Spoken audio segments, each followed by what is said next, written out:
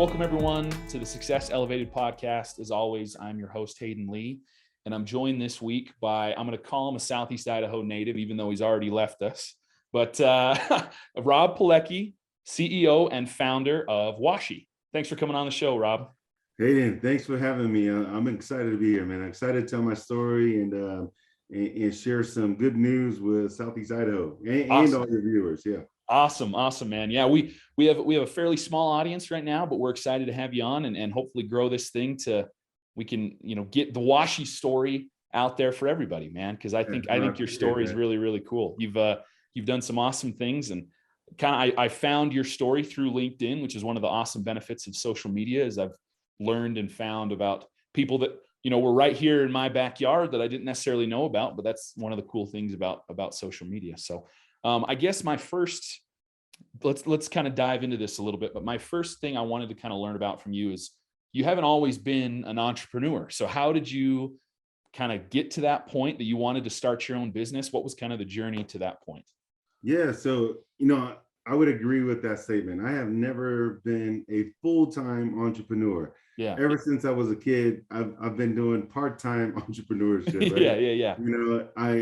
When I was young, I went door to door when I was a kid, selling things to help my family pay, pay for the bills. It's just what we had to do. I come from humble beginnings, and I learned these skills as a young kid, and I'm so glad that I went through all of that because gave me some hustle. But all the way through, I've always been the guy that had a 9-to-5 and always had a side hustle. And, fortunately, my wife and I were able to run businesses, and then I always had the 9-to-5. So I've always been in government. My wife and I graduated from Idaho State University as social workers. And so the career started as social workers, and we serviced homeless people in Honolulu, Hawaii, that had mental health and substance abuse or disorders. And then I came over to Idaho. So I went to school in Idaho State, met my wife. We moved back to Hawaii, lived there for about 7 years, and then moved back to Pocatello, where she's from, to start our family, kind of start our careers. And so I became an elected official in Bannock County as a Bannock County clerk. Tons of responsibility there. So I always had a 9-to-5 and had the side hustle, the part-time side hustle. So it's always been the journey. And then I was able to one day, because of Shark Tank, quit my job and go 100%, which has been the dream ever since I was a kid. I was just scared to take it, scared to risk losing the benefits, scared of losing the steady income. I had a 9-to-5 that gave me a check every 2 weeks, but now it's all on me, right? So that's kind of been the journey for me. Well, it's super interesting, and it's cool that you've talked about how even since a little kid, like you've always had some of that in you. Was it more of a necessity for you feel like, or do you feel like there was just always this part of you that wanted to be your own boss? What was that kind of led you to do that? It was a necessity at first, right? Yeah. Because so I'm an immigrant to this country. I moved here when I was 12 years old from New Zealand. And a family of 6, my parents made tons of sacrifices to move us to the States to live the American dream. We had to go through the whole process, waited 6 years and paid tons of money to come here, and it finally happened. So when we moved to the States, it was just with suitcase full of clothes. We had nothing. Yeah. And so my parents had to start from the beginning. We started from nothing, and we lived in subsidized housing. We had to live that life, but they worked so hard and they got us out of there. And that's why it was kind of a necessity at first, because we had to all pitch in to help, but then it grew on me, right? It's like, man, if I can make my own money, I always knew that I can make $60, $70 real quick if I go and sell some things. But how long is it going to take me working a 9-to-5 to make $70, right? Right. So I always knew that formula in my head. So it was a necessity at first, it grew on me, and ever since then, I've always had an entrepreneur spirit. That's cool, man. Well, you kind of threw in a little teaser there. You mentioned the Shark Tank thing, and I know that's kind of a big part of when people think entrepreneurs and like a startup. People think of Shark Tank. Like it's such a huge name. It's a huge show on television. Let's kind of start diving into like the genesis of Washie and what like how Shark Tank was involved in that, but really what was the original idea for Washie and what that is. Yeah. So in 2015, my son and I and our family, we were at the Salt Lake City airport, and my son starts doing the potty dance. He's 4 years old at the time, and so I take him to the the men's restroom, and we have to stand in line for about 10 minutes because it's busy. And once we get to the stall, the guy before us had like sprinkled on the seat, right? And so I'm like, I have a 4-year-old son. He has to sit down. There's no getting around that. So, I wiped the seat with some toilet paper, and I put seat covers on. And so I go to lift my son up on the seat, and he starts kicking. And he's like, he looks down, and he's like, what is that thing? I'm not sitting on that toilet seat cover. So he starts screaming. I go and grab some soap and some paper towels, and I clean the seat for him. And so I went from a screaming kid to now this kid is smiling, taking care of business, right? And I'm like, I think to myself, like, nobody likes these seat covers. Why is everything in the public restroom hands-free to eliminate germs, except for the most important thing? Right. Like the thing that you have to take your pants down and you have to sit on it. Yeah. So like in 2015 that happened, and I was like, you know what, let me come up with an idea. I'm a guy of ideas, right? I'm a really creative guy. And so I came up with this idea. I went and made a bunch of prototypes, and I filed for a patent. Basically, the idea is that there's a sanitizing dispenser inside of the seat. So you wave your hand over a sensor, sanitizing foam comes to the surface, you grab some toilet paper, and you can sanitize the seat before you sit. That's the whole concept. We are getting rid of paper toilet seat covers. There's, the whole time, this has been a psychological thing. Paper toilet seat covers are absorbent like paper. Once you sit down on them, your body heat makes it absorbent. So it really doesn't even work. It's been a psychological thing. So I was like, I got to fix this idea. Nobody has fixed this problem. So I came up with Washie. And so in 2018, I was issued my first patent with Washie, my first utility patent. Never in my life would I have thought I would become an official inventor, right? Especially a toilet seat. I have no business being in the restaurant industry. That's cool, though. Inventing a toilet seat. I just went and did it. YouTube and Google got me there, right? Everything I did was on my own. The first 3 years, got my utility patent, and I was like, you know what? I put a lot of money and time into this. Now it's time to go. So I applied for the show Shark Tank, and out of 42,000 companies, I made it to the end. And I was at my office. I was an elected official at the time. Right. And I was at my office, and they gave me a call. My employees, two of my employees were like, and I showed them, it's like, oh man, it's Shark Tank. So I put it on speakerphone, right? And they're listening, and they're like, they found out that I lied on my application. I lied. The first page of the application says you can't be running for elected office while on this network. So that year I was running for office again. Right. I already won. So I said, you know what? I'm going to risk it. And they said, Rob, you either quit your job or you can't come on the show. So I risked it all. And I was like, okay, I'm not going to run. I'm going to quit my job. And so I put in the paperwork, quit my job. And about 3 or 4 weeks later, these guys call me after we're talking about my pitch, after we're looking at my set. They say, hey, Rob, sorry, listen, we found a restroom company that has revenue. They've been out in the market already. They're farther along than you are. We're not going to go with you this year. Keep in touch. So basically, my gosh, 4 weeks after I quit my job, these guys cut me.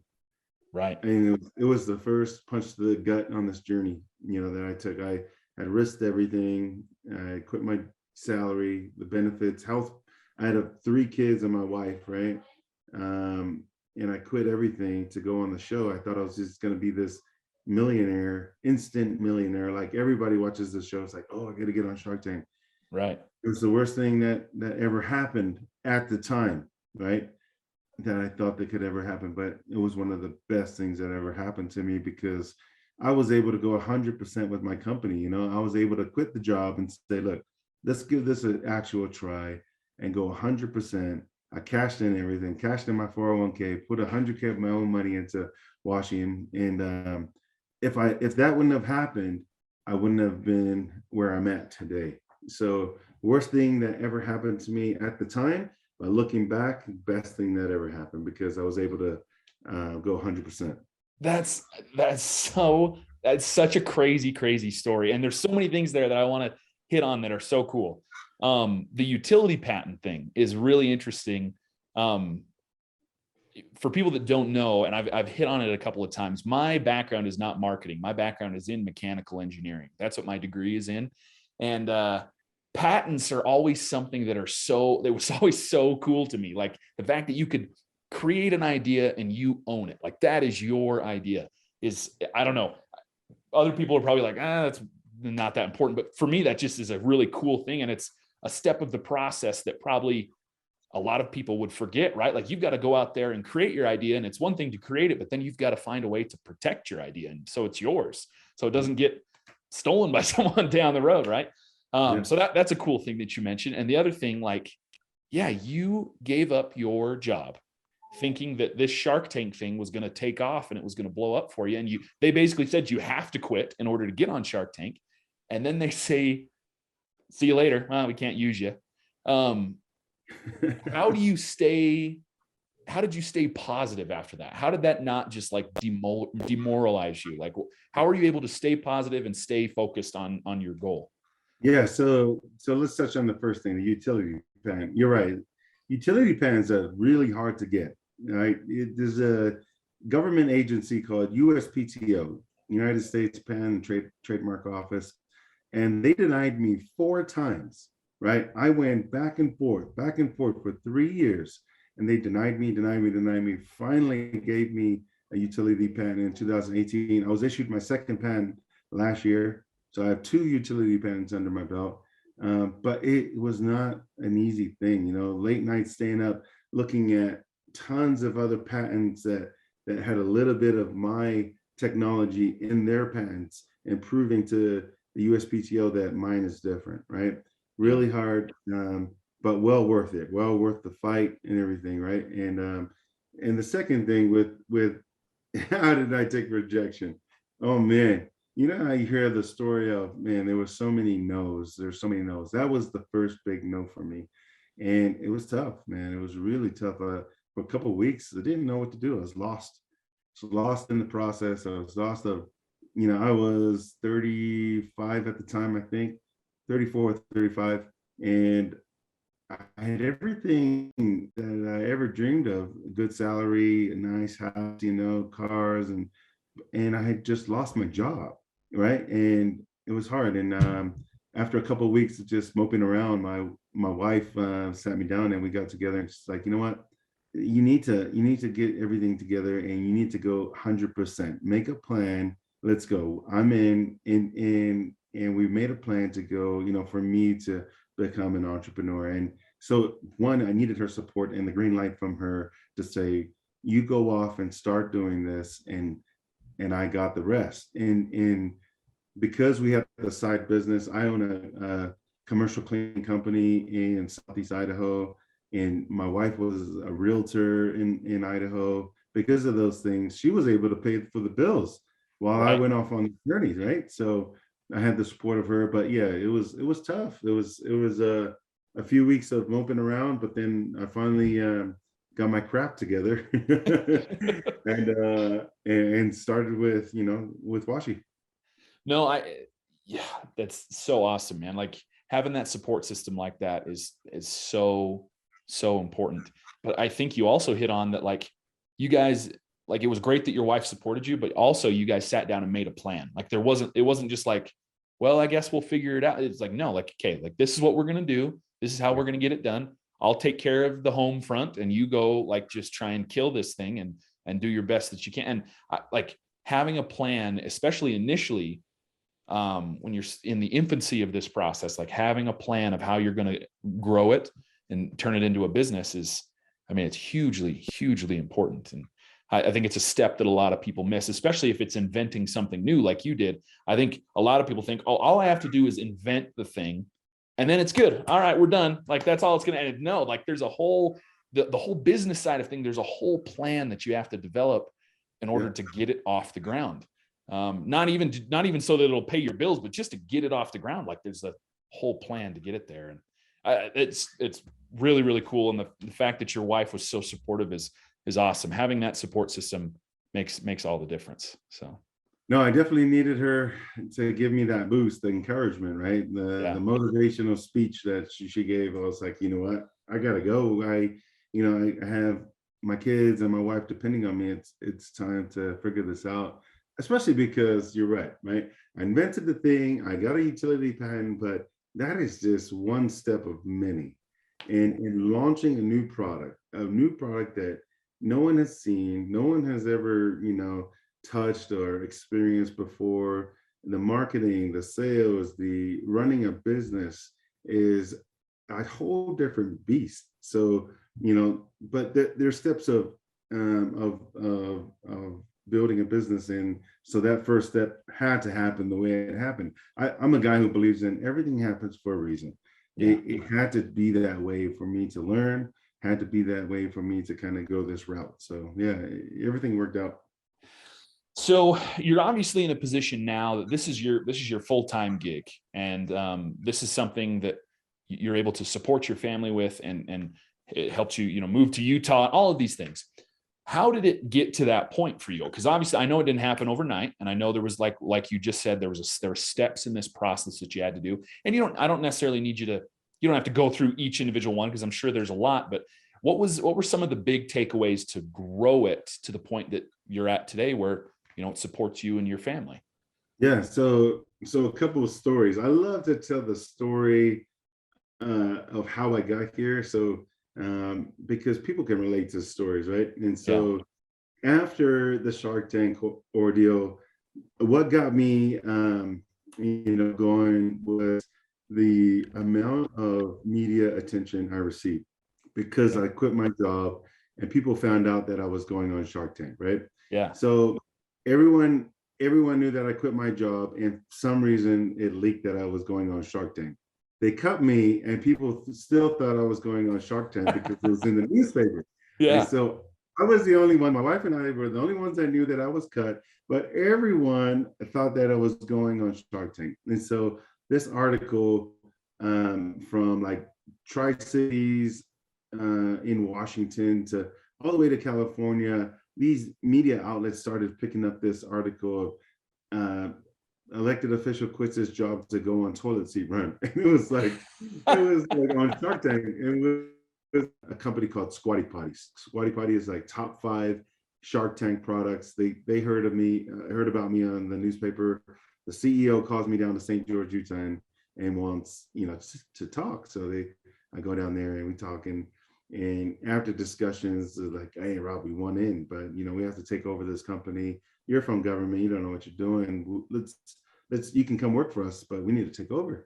And so they gave me this offer, and I was like, you know what? If they want it, I got something. Yeah. Right? I got something. I'm just gonna do it on my own. I'm gonna figure this out on my own. So that was a huge step for me to kind of get out there. People were like, what is this thing? I got tons and tons of free media from this thing. So that was the boost start that I needed. Then, I went to China. I went to China in 2019. I went to the local Chinese restaurant in Pocatello, Idaho, Mandarin House. Yeah. And I asked the waiter there, Kevin. Kevin is, he's a waiter, but his family owns the restaurant. And I said, hey, Kevin, I don't really know Kevin, but I know him because he eats Chinese a lot, right? So I go ask Kevin, would you go to China with me? He goes, for what? And he's like, I need to find my manufacturer. So he's like, okay, I'll go with you. And so 2 or 3 weeks later, me and him are on a plane to China, and I don't even know Kevin that well, but I mean, the things I had to do to start this thing is I take him to China. We spend 2 weeks there. I find my manufacturer. he's my translator, my tour guide, my security guard. I mean, he's Yeah. like everything. And he was like the perfect guy to take, because we go to these manufacturing facilities and he is just getting down to business with these guys. And I'm like, oh my gosh, I'm impressed, man. He's like yelling at them like he knows them. But it's Yeah. just the culture there and how they do things. But so I take him there, I find my manufacturer, we go through prototyping, we go through testing, I get my molds made, I go and raise a friends and family round of capital. And so, all these little steps happen along the way, and I'm just trying to get marketing out there. And so the big thing for me has been LinkedIn, and that's how you found me, is I have been telling my journey through LinkedIn. And people have connected with me because, either one, they're an entrepreneur, or two, they just love the story of entrepreneurship. And so I've been going, on this journey, telling not only the good, but the bad as well. And that's what people can relate to. It's not about Facebook posts about, hey, my son got a trophy. Yeah. I tell the bad stories too, and how, things just hurt me, and I made mistakes, and people love to hear and connect to the truth. So, I've been doing that in the same, and some huge restroom companies have found me because of my story of Washi. Yeah. So, we link with some top 3 restroom companies in the United States, and they're interested in the product. So that's kind of been like some of the things along the way that I've done. But yeah, I don't know. I kind of went all over the place. No. That's great. You touched on, again, I think bigger picture when I think of like all the entrepreneurs that I've talked to, and hopefully the entrepreneurs that are listening. But you were honest about your story, and people related to it. Like you didn't do anything other than just tell your story. Like you really did quit your job to go on Shark Tank, and then Shark Tank really did bail on you. Like you did some of these things that, and people, whatever it was, they related to it, whatever it was, but you just told your story honestly, and people related to it. And I think there's some truth to that. Like if you are going to start a business, like, yes, there are tips and things that can help you grow your business. Build a website and do some marketing, and maybe go out and sponsor some local event, whatever it might be. But ultimately, like if you're honest in who you are and what your story is, like that, it's in and of itself is going to take you to the next level. And if you really believe in your product and tell your story, like people are going to find you and relate to it. Yeah.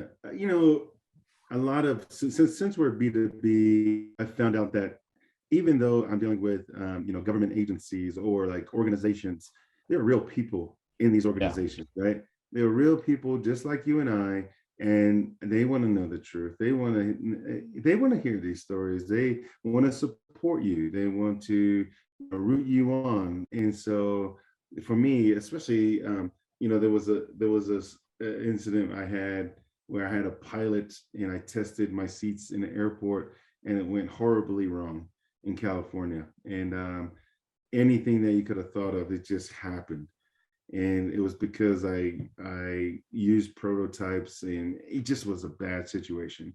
And because I owned up to it, and because I let the facilities know, hey, listen, this is my fault. I messed up. I rushed this thing, and this is prototypes. This is not the real product. And I owned up to it 100% instead of making excuses. They were able to give me a second chance, right? They were like, hey, Rob, we love the concept, but the execution sucks. But listen, come back. We love the concept. Come back when you're ready. So that's just a lesson of, hey, there are real people out there, and they're willing to help. They're willing to give you a chance, but you got to be upfront. You got to be real. No, that's cool, man.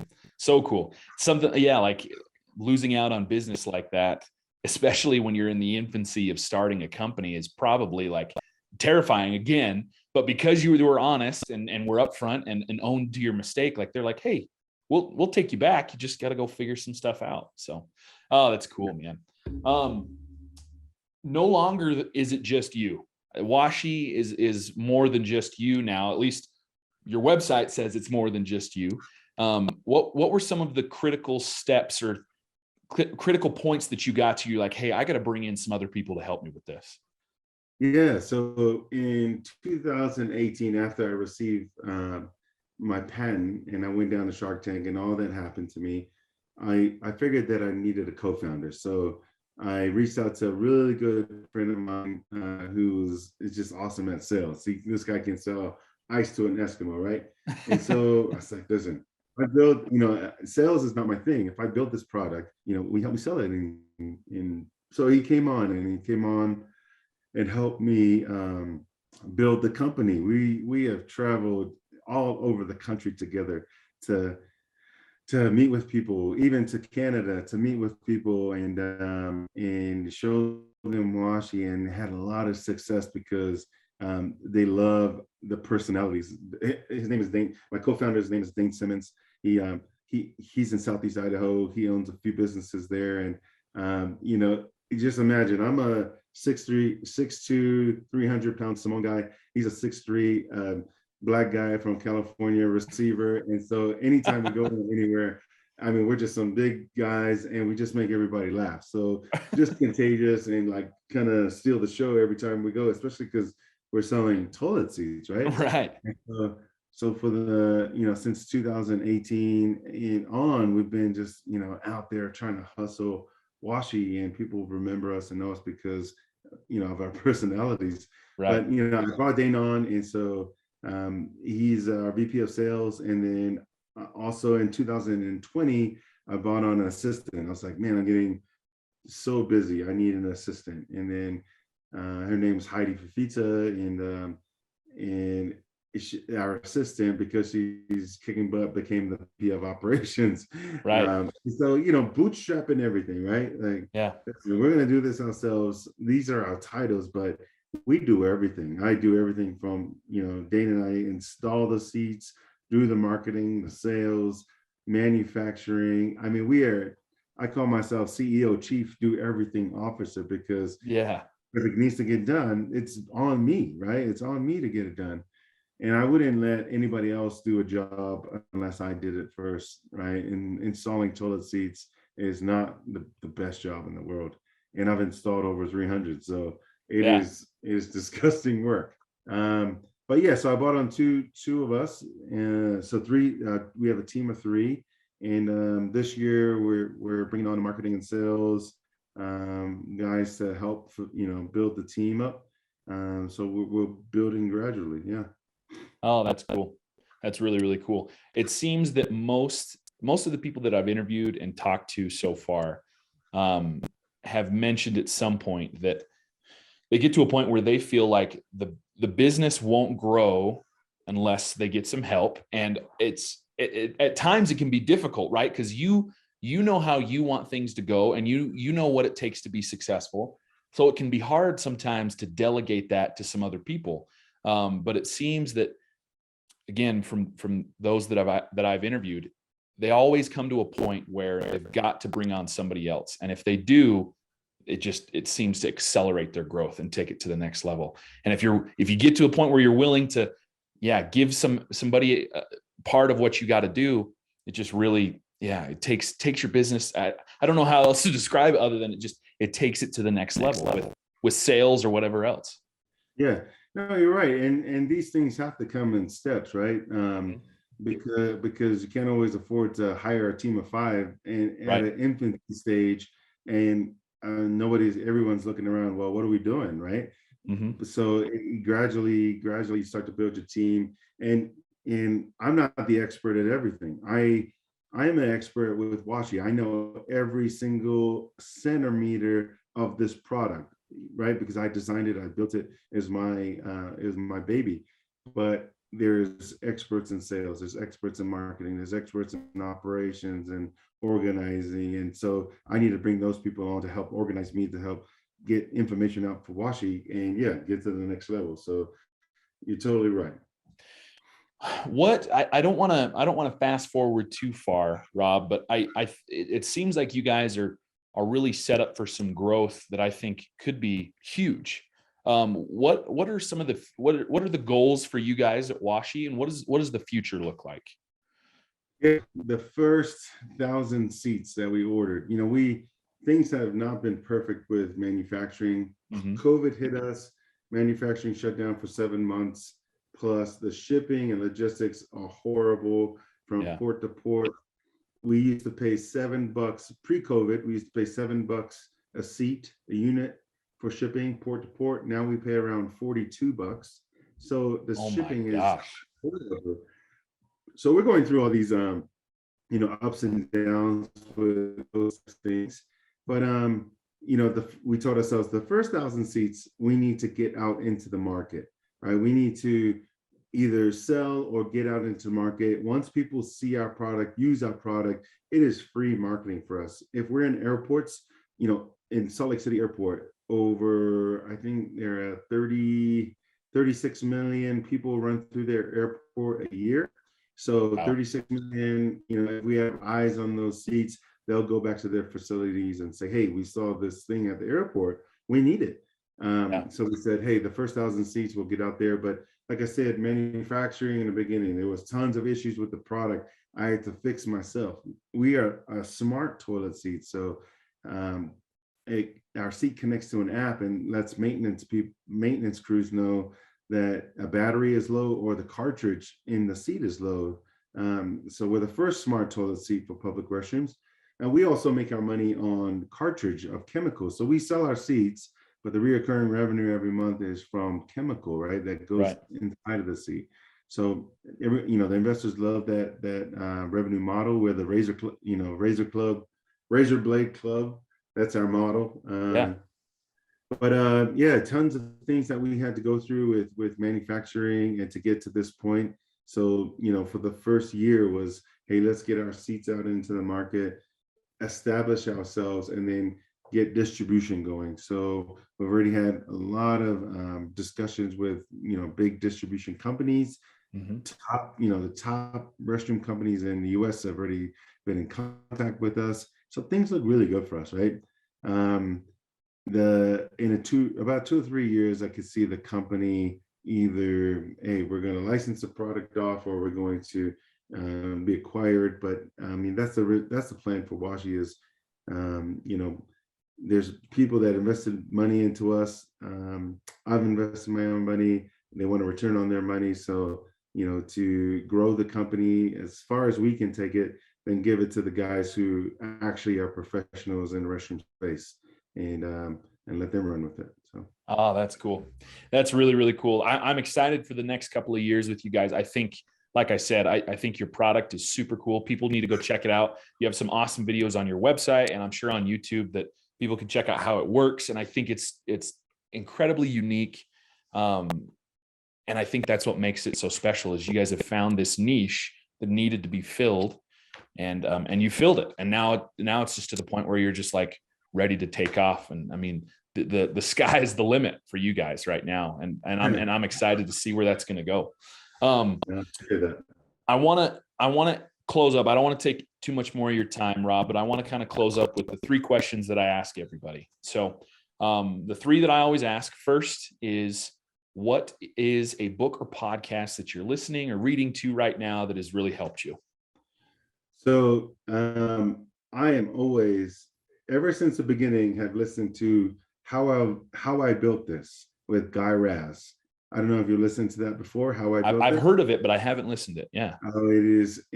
Guy Raz interviews all the successful startups that you've ever heard of, and they tell the story of how they started, right? The Airbnb guys, Instagram guys, just anybody that Spanx, the Damon John from Shark Tank, and they tell the story of how they started on day one, and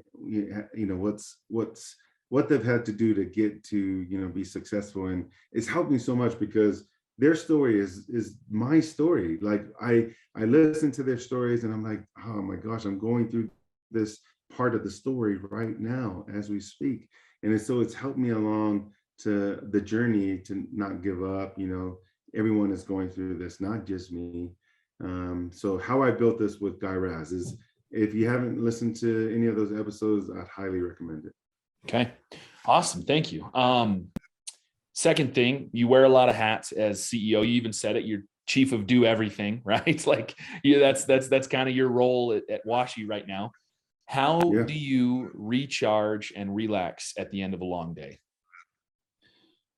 I have to find something. I tell my wife, mindless nothing, right? So I'm either playing video games with my son. We play Fortnite. I love it. Fortnite is mindless nothing.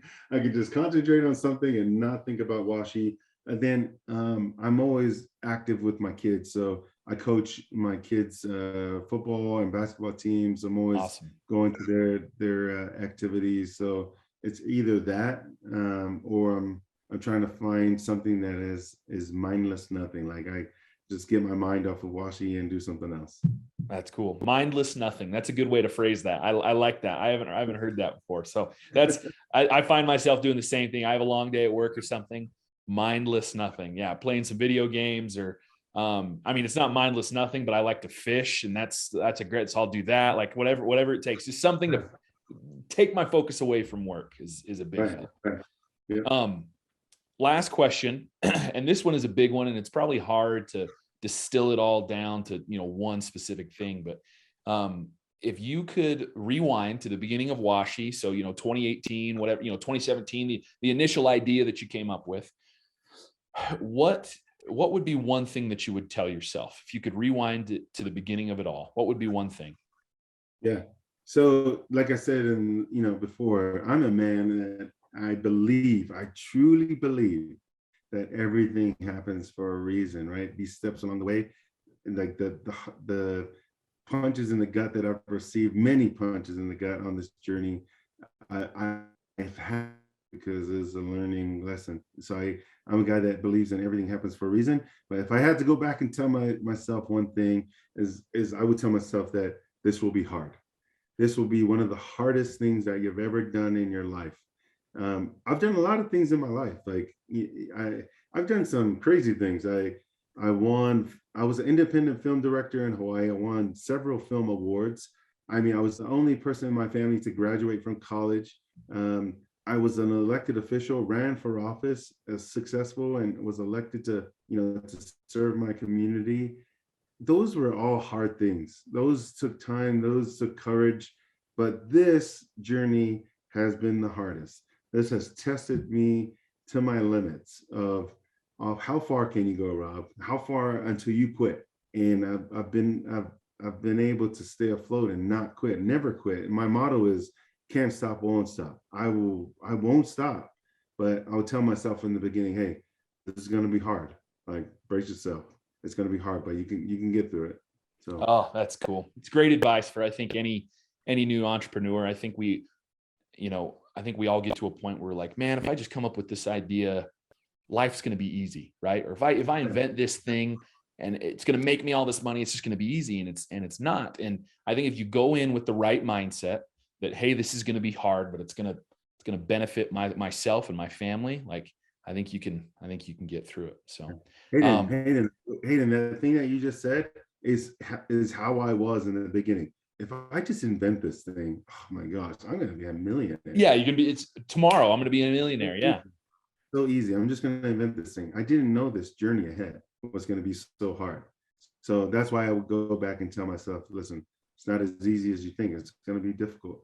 But exactly what you're thinking is probably what a lot of your viewers, a lot of entrepreneurs are thinking. It's like, man, if I just come up with this business idea or this idea, it's going to make money. I'm going to make money. But it's not that case. It's not always that case. It's tough. It's tough to be on your own. It's a lonely road out there, but it's doable. It is doable. Oh, that's cool. Well, Rob, I sincerely appreciate you coming on. I think your story is incredibly cool, and I'm excited for the future of Washi. I love the posts that you make on LinkedIn, even the ones that get a bunch of hate comments, like you had a big one the other day that got blown up. But I love your insights on social media. I love what you guys are doing, and I'm excited for the future. And again, just thanks for coming on the podcast. Hey, thanks for having me, man. It was a blast. Thank you. Appreciate it. This has been Success Elevated, making you a little bit better one show at a time. Thanks for joining us. Subscribe on any major podcast platform or check out our website at successonpoint.com.